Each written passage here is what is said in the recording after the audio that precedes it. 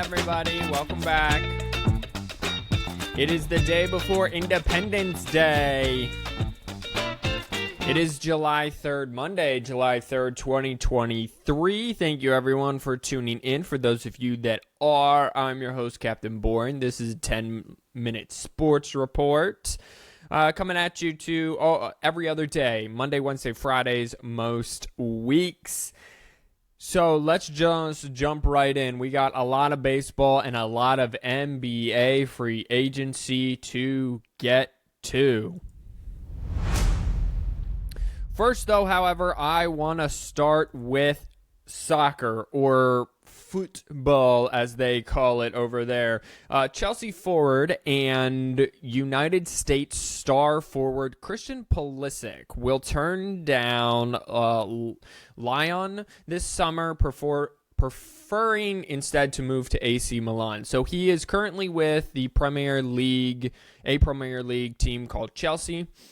He will then move basically like a free agent over to AC Milan, and it's pretty significant because he is the first kind of American star to play at high levels in Europe, and that is big for the soccer movement over here in America. So Christian Pulisic going from Chelsea to AC Milan, and that's where he will be playing next year.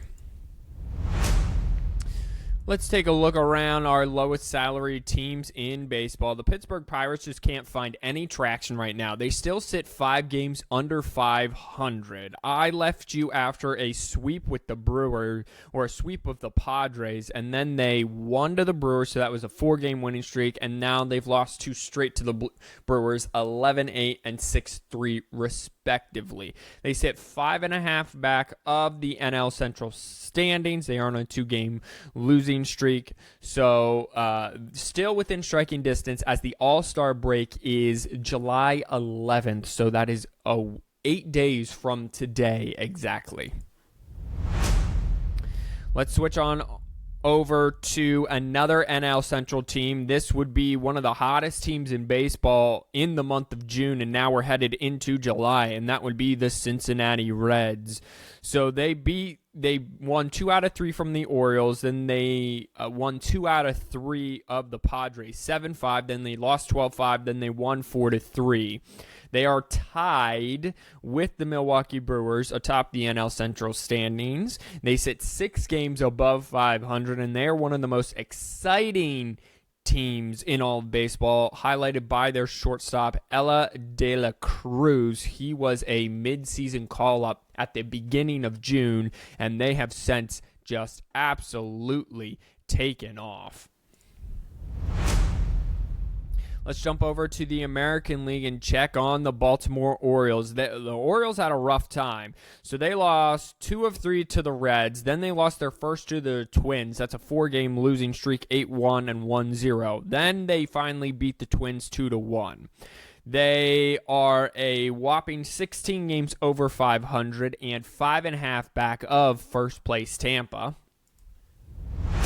Speaking of those Tampa Bay Rays, they are on a 2-game losing streak. So I left you with a loss to the Diamondbacks. They beat the Diamondbacks 3-2, beat the Diamondbacks again 6-1, beat the Seattle Mariners then 15-4, but then has lost 2 straight to the Mariners 8-3 and 7-6. They are on a 2-game losing streak. However, they still are record-wise the best team in baseball at 57-30.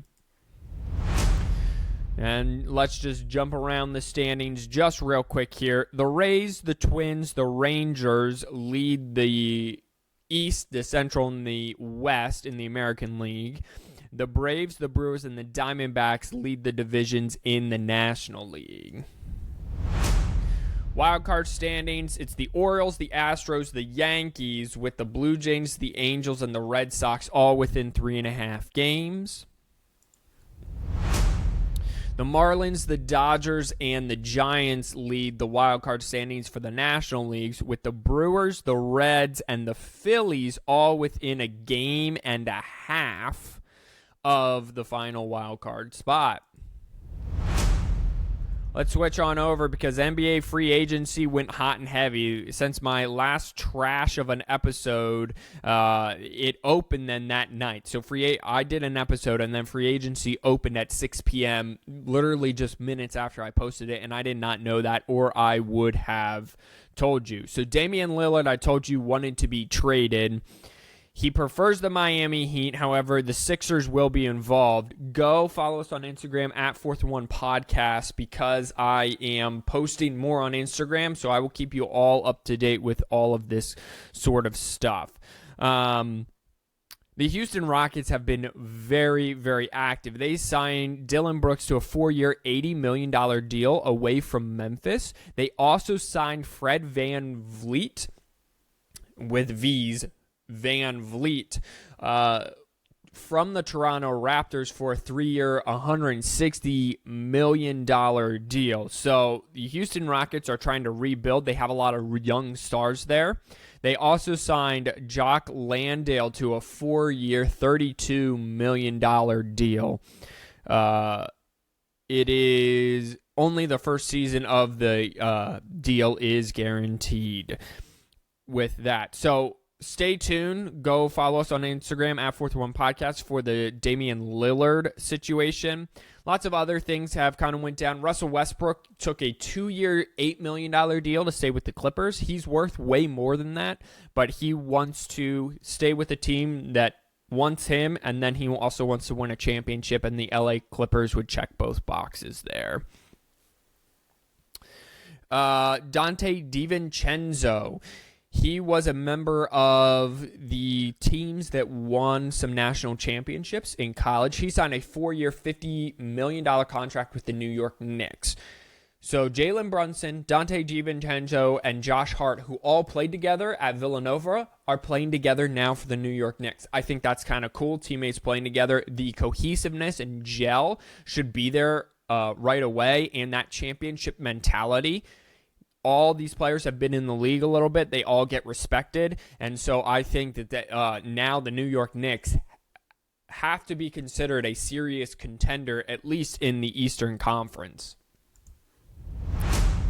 Domantas Sabonis agreed to a 5-year, $217 million contract extension with the Sacramento Kings. The Sacramento Kings were a team this past season that kind of took people by surprise. They have a very young core. They're out in California. They were bad for 17 plus years, and then they were finally good. They lost to the Golden State Warriors in a 7-game series in the first round. De'Aaron Fox is a budding superstar in the NBA, so they keep one of their prime pieces, Domantas Sabonis, around a little while longer.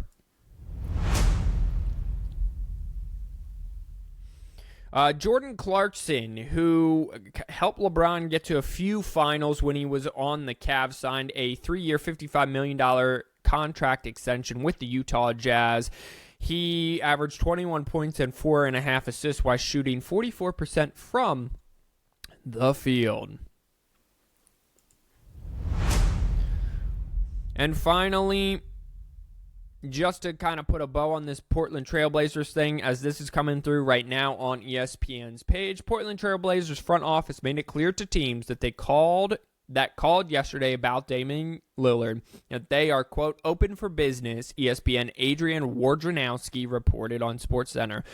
Though Lillard has made it clear he would prefer to join the Miami Heat, he does not have a no-trade clause and does not get control of where he goes. However, Portland is going to try to find the best deal with the combination of draft picks, young players, and salary compensation for a star of Lillard's magnitude. This will not be a quick process, and Miami does not have any advantage per league sources. So make sure you go follow us on Instagram. I'm posting a lot of good content there. I'm about to actually just drop a video about how awesome college sports are, or how people don't realize how big college sports are in America.